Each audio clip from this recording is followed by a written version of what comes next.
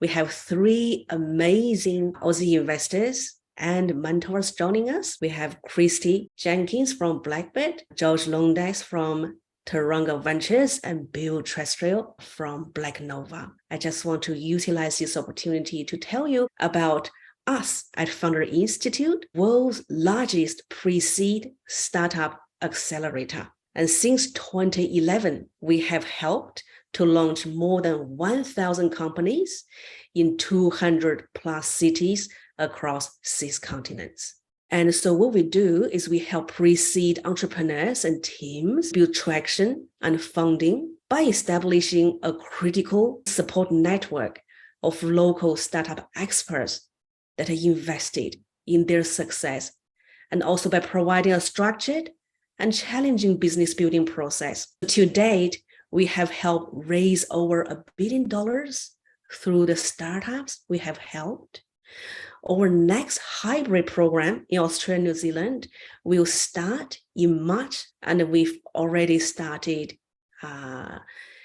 taking applications. So in the application process, first of all, we will go through a very thorough survey to find out, whether you're suitable to become a successful founder. And then once you get enrolled into the program, we'll begin giving you a devoted global support network. So in Australia, we have around 280 very dedicated and very experienced mentors.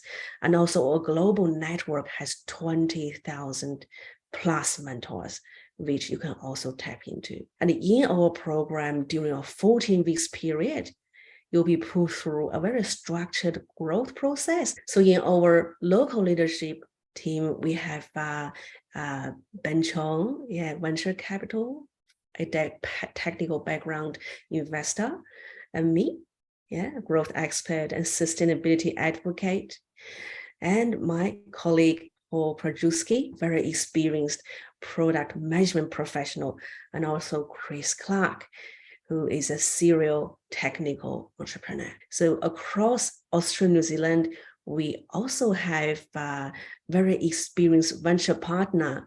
So John, Annie, Ron, in your local communities, if you happen to be dialing in from Melbourne, Brisbane, or Auckland, New Zealand. So this will be the venture partner. Once you join the program, they might be helping you, at an in-person or one-on-one level as well. A very deep gratitude to our partners, without whom we cannot achieve today's success. So they are a great local law firm, Addison's, very passionate about the startup sector and helping founders, and also our local partners, Spark Festival, PulseFest, StartMate, UTS Startup, Aussie Angels, Westech Festival, and Right Click Capital, just to name a few. So you might wonder what kind of founders we do enroll into the program and will benefit from the program, right? So typical applicants in the past we have helped are either, you just had an idea and you don't know how to execute, or you might be belonging to the group of the founders who have already started, already formed a full-time team, but you are testing your prototype MVP. Or you might be belonging to the group of founders who have live product with customers, but who would like some help to build traction. So if you belong to any of these 3 groups of, founders, startups, we'll be able to help. And there are 2 tracks in the programs that you can choose from, either long track, more for the ideation stage, or the growth track, which is for a later stage startup. A growth track, for a bit more experienced founders, who already have a live product, just want to gain a bit of traction and prepare for funding. From next year, which is the program starting in March, we'll be launching a climate track. And this is to address the climate emergencies we are facing in today's world. So our mission by launching this climate track, is to challenge 1,000 Australian founders to build enduring companies to solve the world's biggest problems. So if you happen to be a founder solving a climate-related problem, or a founder solving any problem, but interested in bringing in climate emergency, in bringing in some really effective actions to address this problem, then we would like to help you and hear from you. Founder Institute is not just one program, it is actually a lifelong kind of a support. So on the left, where you see the iFi Core program is the program I have been talking about. Now the middle one, Founder Lab, is once you graduate from this core program, you'll be able to advance yourself into this particular program to help you achieve your next milestones, especially with your founding. Yeah, and once you graduate from the Founder Lab, you'll also have the lifetime access to our iFi Venture Network.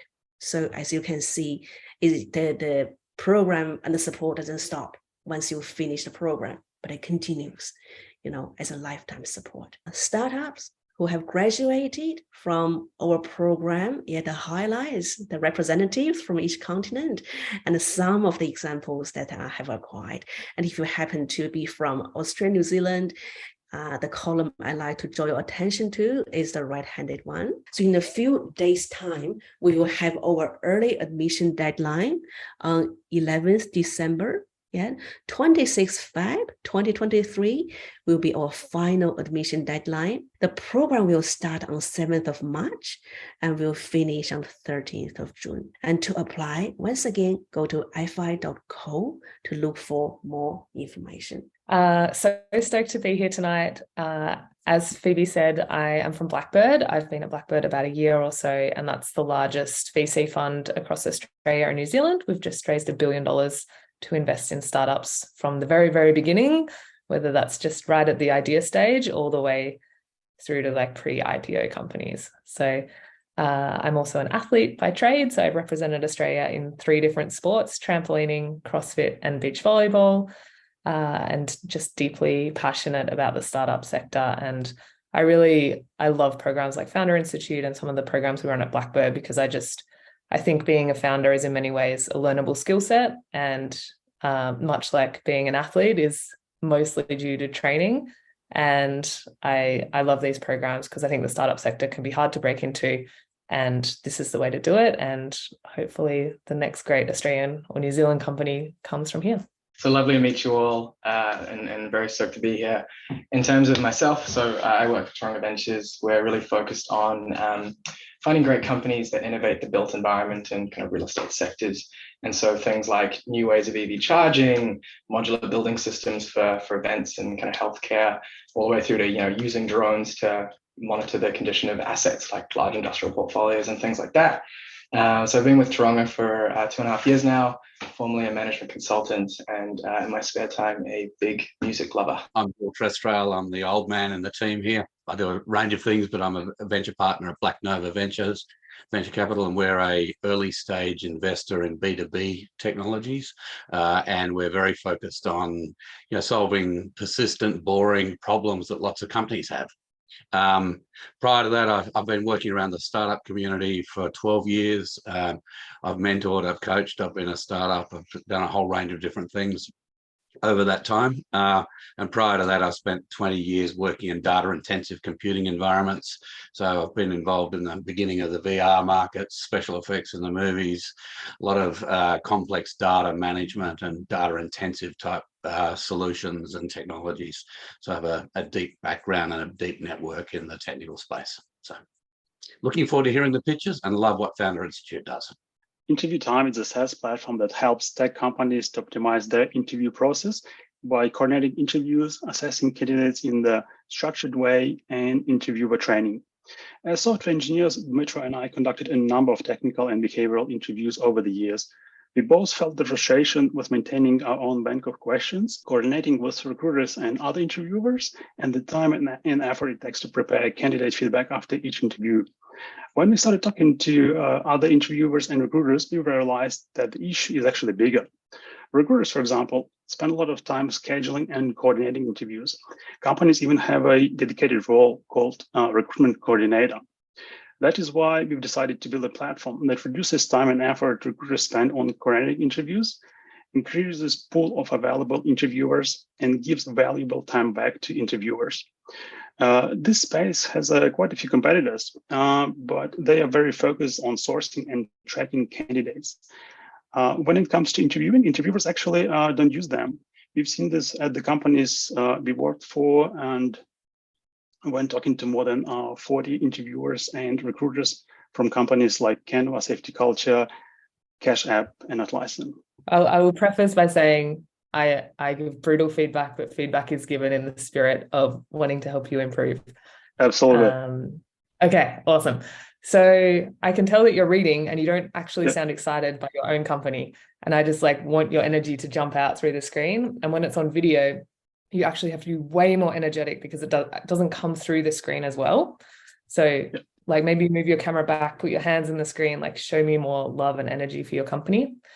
I really loved how that you gave like really specific examples of the use cases that you had experienced. So like, you know, recruiters are maintaining a bank of questions. This really brought it to life for me. I did not really understand the vision or what your company did from your opening 2 sentences though. Right.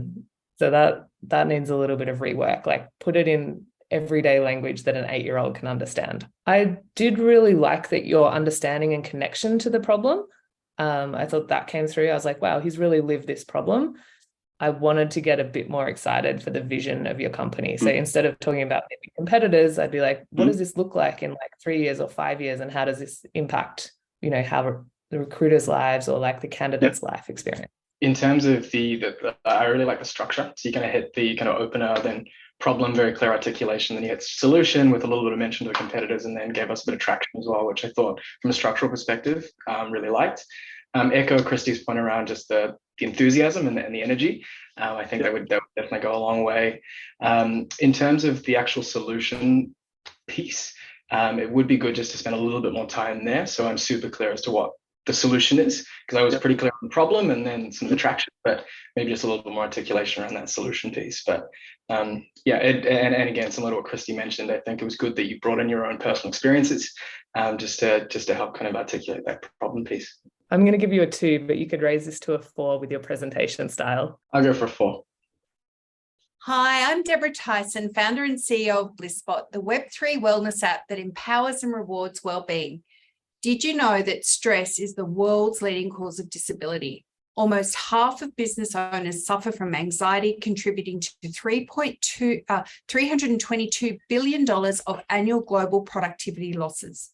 In the past, mental health has been stigmatized. However, the new generation of business leaders recognize the value of well-being with a TAM of $4.2 trillion. BlissSpot combines well-being education with Web3 community technology and a mission to make quality well-being resources both affordable and accessible so that people can engage in their careers in happy and healthy and productive ways.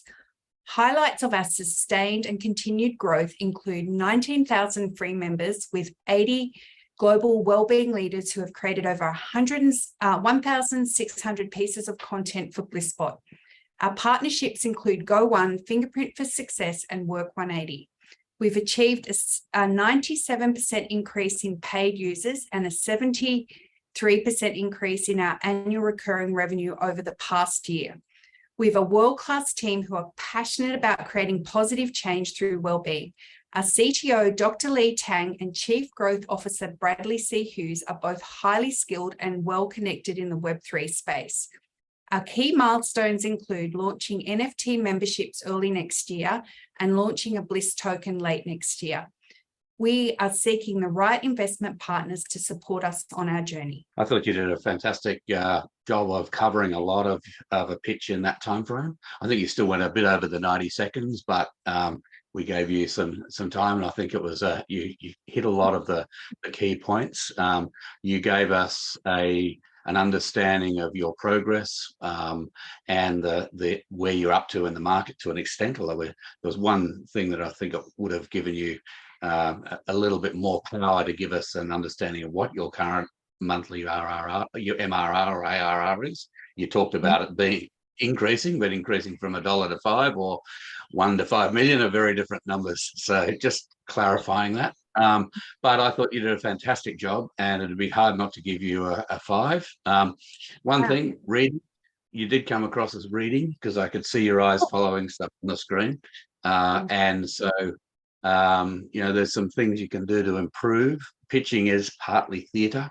So using your voice in different ways and thinking about this. I'm really nitpicking here, by the way, Deborah, because you did a great job. You covered a lot. And I appreciate it. I always want to improve. Yeah.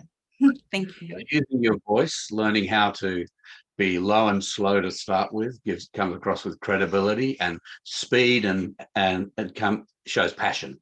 So as you're low and slow and speeding up to really get people excited. So use your voice a little more and you'll stop appearing like you're reading. So there you go. That's fantastic. Thank you. I really appreciate that. Well done, Deborah. Like, amazing energy. Like, even your setup and presentation is like, you're wearing a beautiful color, like your lighting's really good, your audio is really clear, like just bang on there. I probably see 5 wellbeing app pitches a week. I think everyone thinks you're an athlete. I'm going to send that to you because you'll love it.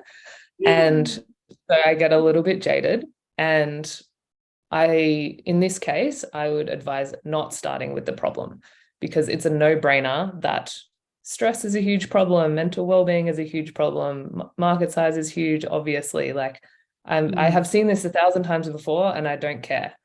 Not that I don't care about people's mental well-being, but I don't care about the market size, because this will completely come down to your ability to execute, which you have done. So I had to wait right till the end to hear like 19,000 members, 80 leaders, 1,600 pieces of content, great partnerships in place. Like, this is your spike. This needs to come right up near the front of your pitch. And I would get rid of almost all of the problem and market size stuff. I did want to hear about your product. Like, this was just missing. Like, what is special and unique about your product, and what do you do differently to everyone else to solve this problem? Does it work? Like, what's the efficacy? But yeah, I thought you nailed the presentation skills, and you should rejig some of your content. I will give you a 4. Are you someone who loves to learn about science and like to know the advancement in STEM? And if you're a quick learner, you might depend on a scientific journal or maybe get into your YouTube channel to watch the video content, or may follow a social media like a Twitter or a Facebook for a short updates, or even maybe a science magazine. How about I say you can access all this content in one place from a credible source? We are Teamcenter, building a platform to access all this in one place. As the content creator here are scientists who will be sharing their science with you in the language you prefer. So we are based in Canberra, and Cinto was founded by 2 PhD students in STEM to solve the problem of science communication globally. We are currently in the beta typing stage, successfully completing an MVP and looking for an investment of $1 million. So I guess from a delivery standpoint, I like the energy and kind of your kind of understanding the problem. I like the way you framed it a little bit more personally, just to kind of resonate with your audience. I mean, one little thing that I like to use is a virtual background sometimes is always helpful, just to kind of hide whatever I'm doing, and you can also add your branding and your logo so that people can find you afterwards. I found it as a nice little trick. From a product perspective, I think you kind of resonated from a problem. I kind of resonated with what you're speaking about, but I wasn't super clear on what differentiated your product from potentially others in the market, or if there's already exists. But I think it was very clear, very precise, and yeah, easy to follow. I would give a 2 to this one. Soumya, I'll give you a 2 as well. I think I've met your co-founder, so I have a bit of knowledge. So I really like what you're doing, but it didn't really come across very clearly in terms of the depth of your technology and what you're building into the solution. And I think you have something that's very strong and very capable, and I think you need to position it a bit more strongly. So I'm giving you a 2 as well. And I think you need to be a little bit more clear on your traction, because you have paying customers, right? You have you're actually in market, and you're doing well. So I think that didn't come across as well as I hoped it would have. So I'm giving you a 2 as well. So. Okay, thank you. My name's Amy, and my company Dialogue is developing the world's first two-way retail investor communication software. Dialogue helps board members of listed companies improve communication and improve the relationship with their retail shareholder base via an integrated mobile app for retail investors and a web interface for the representatives of listed companies. So our growing addressable market in Australia last year was between 450 to 500 million, considering all the activities and personnel dedicated to investor relations each year. However, globally, if you include all the major exchanges, this goes up to 50 billion. We are a competitor to the investor relations services currently in the market. However, there's no other software like ours, which is able to effectively scale two-way communication with retail investors. Currently, Dialogue has just gone live for beta testing, with 5 listed companies being onboarded this month. Our major shareholder InvestLink provides us with a team of approximately 8 people across business advisory, accounting, research, and marketing. And this is in addition to our third-party tech development partner, made up of about 7 people. When we finish our beta testing in March 2023, we will commence our seed capital raise. Dialogue is the first of its kind, and we are looking for investors who understand and are enthusiastic about how our technology has the ability to change the way share price is driven globally.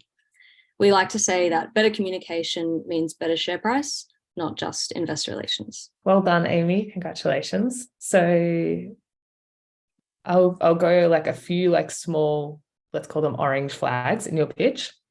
So the first is too many buzzwords. So it's like illicit, two-way, integrated mobile app, web interface. And I was like, could you just say website? Or, you know, who is it between? Like, please just dumb this down for me.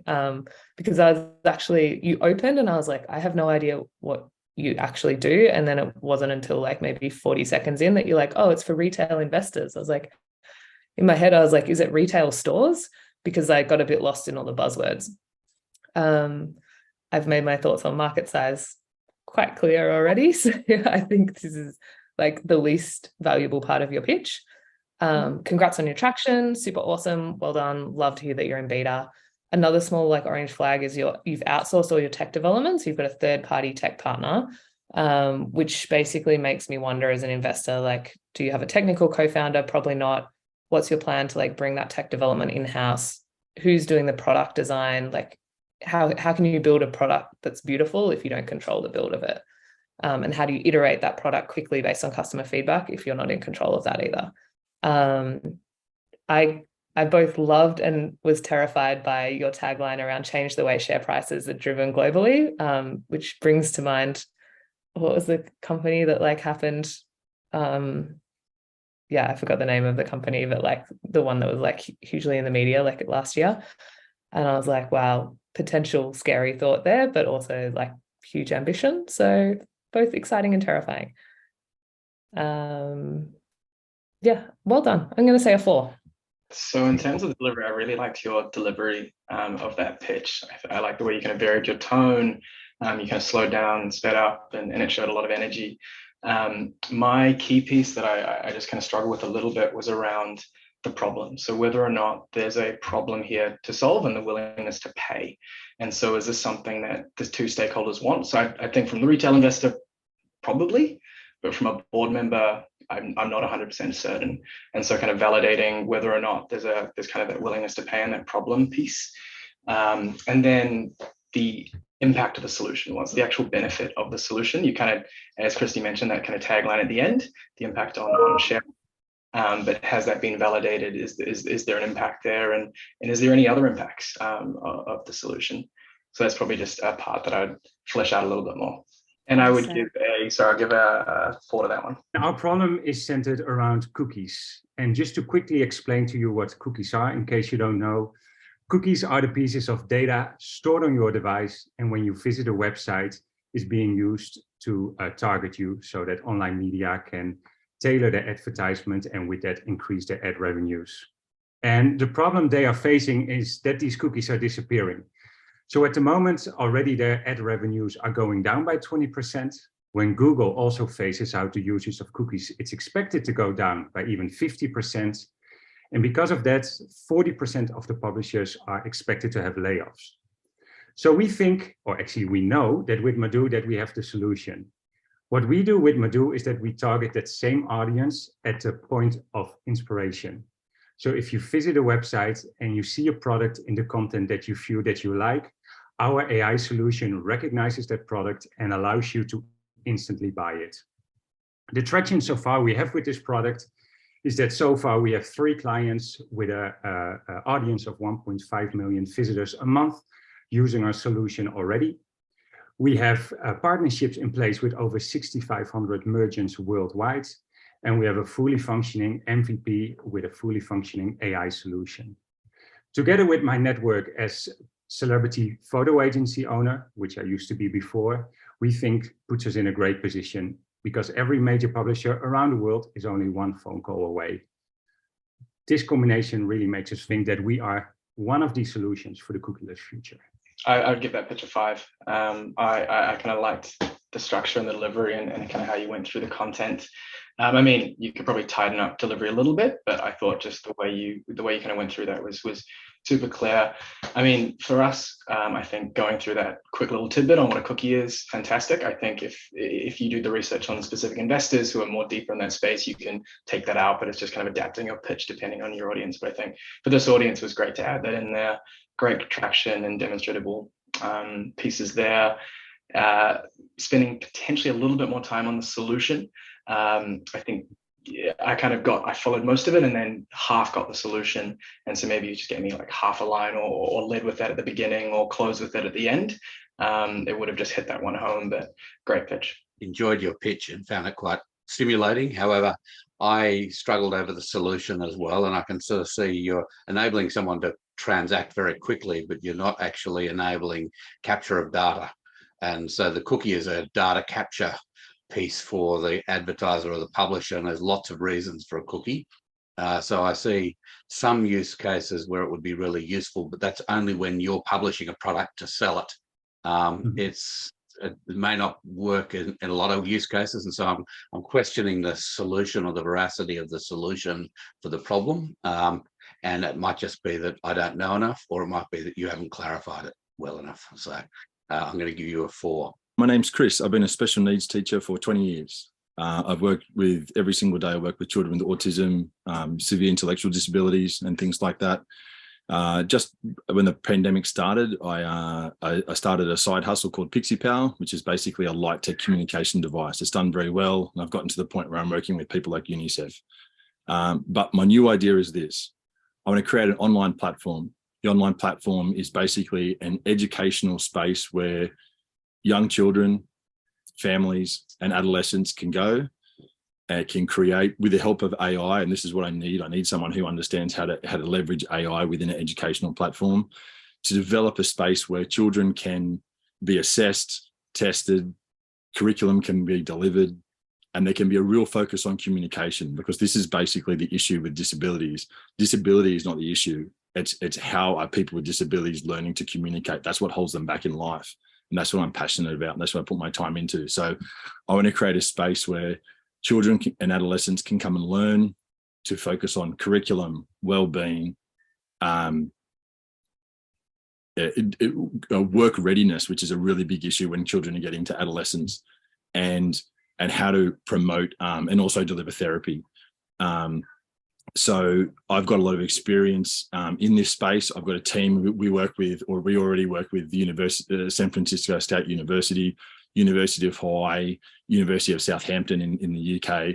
I've got a great team of academic people behind me, but I don't have anyone who knows business, and I don't know anyone who knows tech. And I'd love to get on board with people who understand that space. So that's why I'm here. That's why I'm pitching. And I really need to, to be able to build a team around this and make it happen. Because basically what happens is when these individuals, this population has the access to education and communication skills, good things happen, not only for them, for their families, for their communities, and even for their economies. I love what you're doing. I think it's a fantastic vision that you have.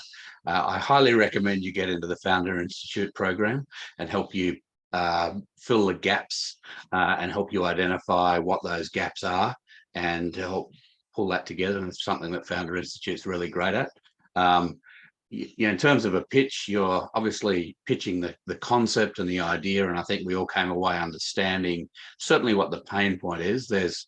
I think there's a lot more work to be done in terms of really defining the solution in a bit more granularity. But generally, I think everyone on the call would have said, wow, yeah, go do it. People with disability need to be focused on what their ability is. Right. And within their ability, how do we actually help them educate and make themselves more sustainable or self-sustainable, more able to take on the world, whatever their ability is. And so rather than focusing on the disability, focusing on the ability, and it sounds like that's exactly what you're trying to do. So I love what you're saying. And I think we all came away saying, yes, please, great idea. Long way to go to sort of reframe the pitch a bit better and find the team and build the business model. But I think that's what Founder Institute is here for. Thanks, Bill. I appreciate it. I actually got into Founder Institute just before the pandemic hit, and then we had a baby. So there was a few things kind of interrupted my my flow. It sounds like you moved on a little bit as well in your thinking in terms of the solution. Definitely. And the AI technology and large language models and that sort of stuff has really moved forward a long way. So I think there's a lot of stuff that can be done there. So, cheers, Bill. Anyway, appreciate it. I'll give you a 2, by the way. Thanks for having a crack, Chris. I think your strength or your spike at this point is you as the founder, right? You have this incredible background and expertise in the problem that you want to solve. You have this amazing network of like academics and universities that want to help you. So the real crux of your pitch has to be you and your background. Yeah. And I can imagine you are going to use this when you're like in a conversation with like, operators who might become co-founders or like investors who might give you some advice on like how to further, like what's the next step in your company. So I would focus on that in your pitch. And it got a little bit messy and lost with like, you were doing this other thing with Pixie Power and now you're doing this. And like, it sounded a bit unfocused. Like, I want to hear the story of your whole life has been leading up to this moment and this one problem that you can't sleep at night without solving. Yeah. I question why you need AI. Like, I mean, I can totally understand the concept that you're pitching. Like, what does the AI add? In some ways, it sounds like you're dropping a buzzword to make your pitch more appealing. Yeah, this becomes the core of like your solution, right? You're like, personalization is the thing that matters most to kids with disability. And, this is the core problem. And this is why other solutions have failed. And we're going to focus on, upskilling for job opportunities as the number one thing or whatever the thing is. But like more clarity on like, this is the one problem we're solving first and we're differentiated because we do personalization. I'm Charlie, and my company is Oblivion Robotics. And what we're trying to build is a large commercial autonomous lumbering robot for customers such as golf courses, airfields, and national parks. So after speaking to our potential customers, we have designed a robot in a way that has 70% of the battery capacity of a Tesla Model 3, because we just need the power to cover the field. And it also works overnight. And we believe that it should cut the going cost for our customers by up to 50%. As for the team, there are 3 of us. So I am a lead mechanical engineer at a LiDAR company called Braha. And another 2 co-founders, one of them is a electronics engineer and working at a Internet of Things company. And the other one, my CTO, he is a senior software engineer at a self-driving car company called Cognigital. So as for progress, well, we have validated our software and electronic system on a small test unit, and we are currently building up our first full-scale prototype.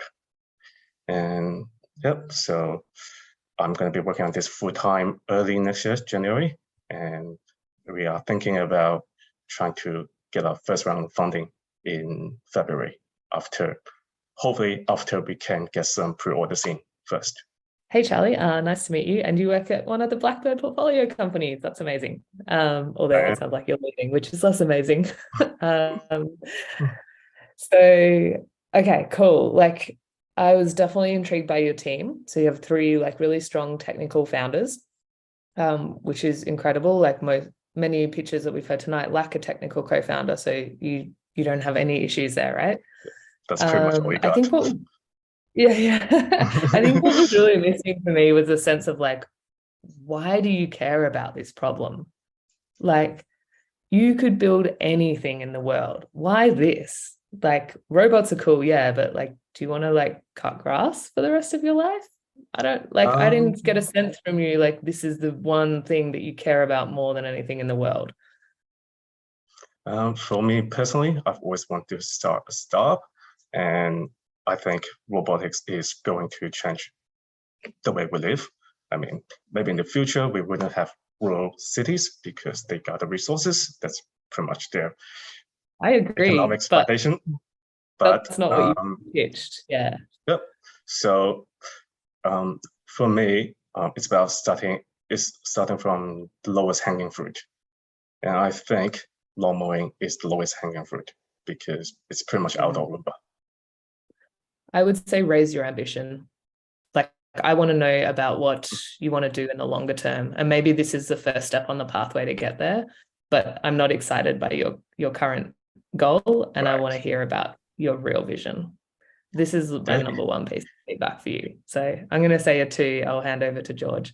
Similar-ish in terms of, I think, probably worth outlining almost the trajectory of robotics and that adoption and some of the color that you just mentioned around kind of where is robotics going and what are the lowest hanging fruit and what is that future vision of where you want to take the same solution.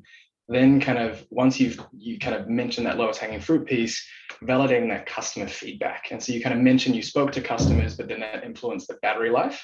But if you'd kind of spoken to customers and then talked about, they spend X amount every year, actually articulate some of the customer pain points that you're willing to solve, that you're helping solve through the problem, would be good. And in terms of delivery, I would just, similar to the kind of passion piece, I would just kind of have a little bit more just enthusiasm with it within the delivery as well. So for the pitch, I'd probably give it a 2. Every one of you guys have a different kind of spike or kind of superpower within it.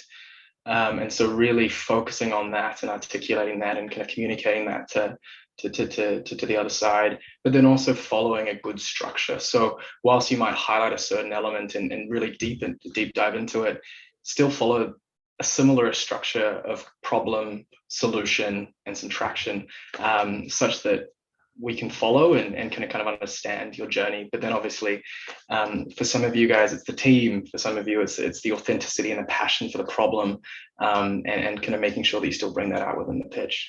But yeah, thoroughly enjoyed it, and thank you for bearing with me. I love when I'm working with founders to try to get them to do a 90-second to 2-minute pitch, and to try and just refine the pitch and practice. And you can say a lot in 2 minutes if you really refine the messaging and don't waste words. And so it's actually this is one of the things investors are looking for, is the refinement in your thinking.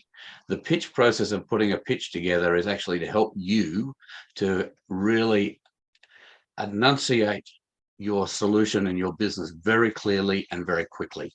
And so today, I think a lot of people are at the beginning of their journey in pitching, but it's a process of just refining the words, and making sure that the pain is really clearly understood. There's clarity around the solution and the team and any traction you can get across. But you can say a lot in 2 minutes if you refine the hell out of it. And so that's just a bit of feedback on any pitching, actually. Oh, such great advice. I was going to give 3 points and I already stole 2 of them. So okay, so I think I would say use really simple words. You are immersed in your business, you use you use the words of your industry and your technology all the time. Go and practice your pitch on your mum, on your grandma, on a friend that's not in the tech industry, and do they understand what you're telling them about the problem and solution? And that is a good signal that you're using simple enough language. I think the other thing to think about is what is the context that you'll use your elevator pitch in? So the worst experience for an investor is you see us at an event, you run over and corner us, and then you just launch into your elevator pitch and we cannot escape, okay? Think about it more as a conversation in some settings. So it's hey, my name's Christy. I'm the founder and CEO of this company. And I'll be like, oh, cool. Like, what does your company do? And then you have a 1 or 2 sentence answer about your company. And then I'm like, if I'm intrigued by your energy as a founder and your idea, then I'll be like, cool, tell me more. And then you can bring out sections of your elevator pitch in a more conversational setting. And what are we trying to get? Exactly what George says. We're trying to get the spike. Is the spike you as the founder? Is the spike the idea and the ambition of your vision? You know, is the spike some unique invention or something like that? Is the spike the rest of the team that you've brought together and your ability to attract amazing talent? Is the spike the traction that you've had to date? So we're trying to pull that out, and that's all we need to know in an elevator pitch to know whether we want to have a 30-minute, hour-long meeting with you. And that's really the goal of your pitch, right?